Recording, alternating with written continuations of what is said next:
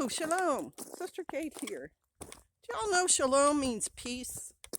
Basically, anytime you hear any of me, my husband, Bear Independent, anyone who says shalom, they're wishing peace upon you on your day. This is the second time I'm shooting this video, and it's a good video. It's a happy video. That's why I want to continue on with it, I guess. And so the first one, I had a different hat on, and I shot the whole video. I liked what I said. I liked the ideas I put out. And when I watched the video, my hat was on inside out, and I had the seam sitting over my eye, so I looked like a complete nincompoop. And it's because I just don't care. When I go for my walk down to the ducks, I wear stuff that keeps me warm. I don't do like an inspection in the mirror because I don't intend to see anybody. And yet, in my mind, I'm going to shoot a video. Hello.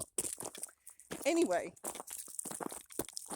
the video that I want to shoot, I also am trying to, I feel like I rush through my videos. I'm trying very hard to get the information out, and so sometimes I forget points that 30 seconds ago I said, yeah, definitely talk about that.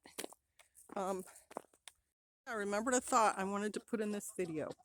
When my husband wrote his book, Survivalist Family, Prepared Americans for a Strong America, what he pictured and what he wanted to happen is what has happened. When you're a prepper and a homesteader, you are a stronger American, and you do make America stronger.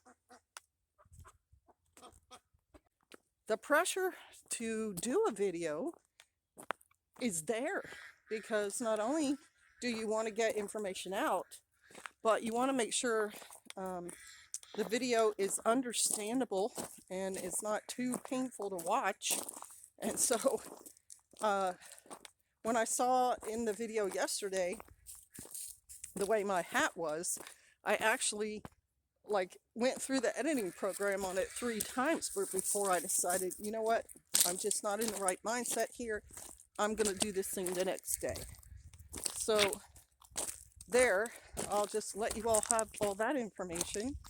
I also noticed because I've been super busy these last couple of weeks, that my friend Biddy Boo is not been on. She hasn't done a video in 2 weeks. And so I tried to find her number in my text messages, and I couldn't find it. So I left 2 messages on her channel, but I hope everything's okay. If any of you know anything about that, you can put that in the comments.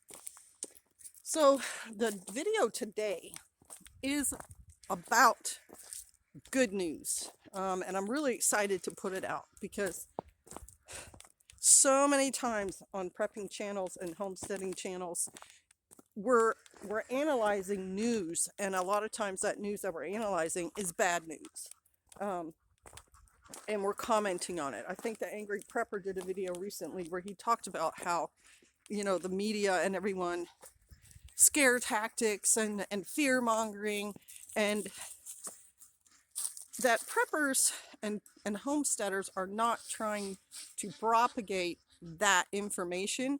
We're trying to analyze it for you so you can decide whether or not it's something you need to get upset about, because the media just wants to upset you because they get more views.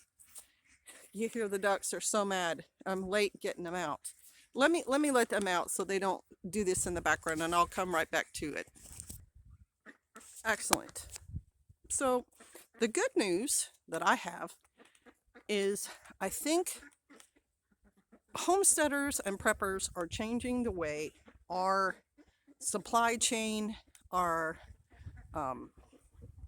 production in America, I think we're changing it because of the demand we're putting on the supply chain for our interests, like gardening stuff. I think there are more seed companies now. I think there are more compost companies now who sell healthy dirt. There are more companies looking into, environmentally friendly insect control. I think that's true. And just going to even a website or entering it into Google, you're going to get so many alternatives to those products. I think the same thing is true about livestock auctions, livestock sales. Um, I see on Instagram a variety of people advertising and farming all sorts of animals, rabbits and goats and birds, quail, horses, mini cows, uh, Jersey cows, better beef. Um, so I think that our interests and our demand have made a growth in those areas, and the brick and mortar stores like Atwoods and Menards, even Lowe's, your local farm co-op, I see them expanding. The Atwoods that's near me is not a very big store and it's kind of disorganized. Well, nearby, they're building a store 4 times as big with a whole lot of room outside. And I think it's because the demand for what they're selling has brought their sales up. And I say, hooray. I have watched since I started dating my husband in college. He was into preparedness even then. And his preparedness,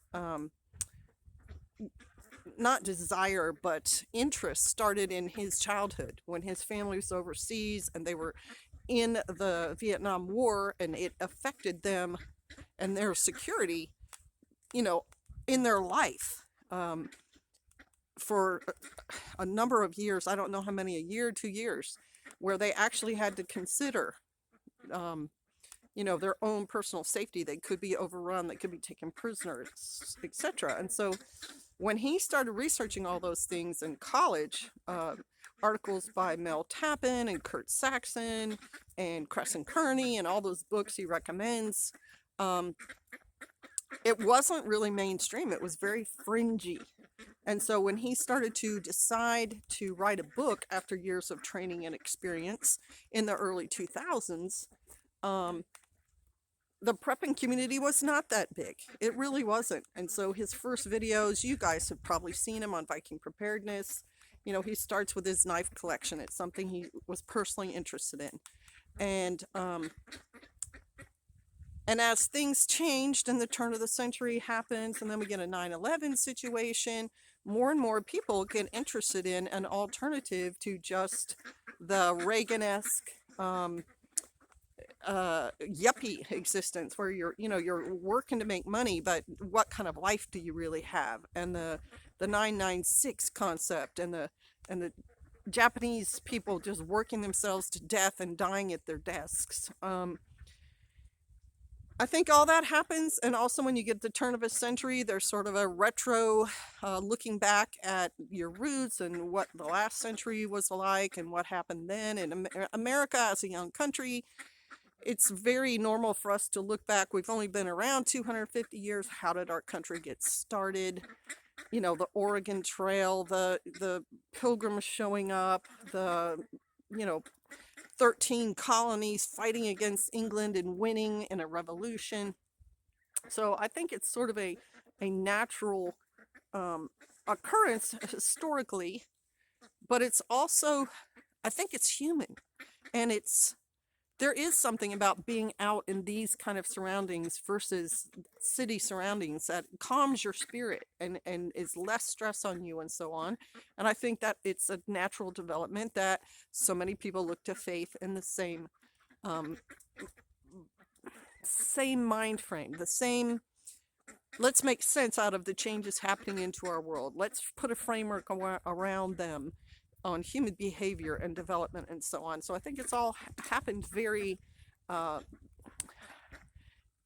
get all these words going through my head. Intrinsically, no, I don't mean that.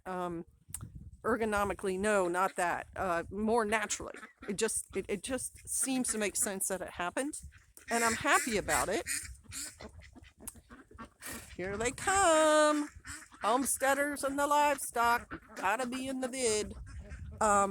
And I'm happy because I'm seeing my husband's vision, his interest, coming to fruition with all the channels also online. If you looked online 10 years ago, there weren't nearly as many prepping and homesteading channels.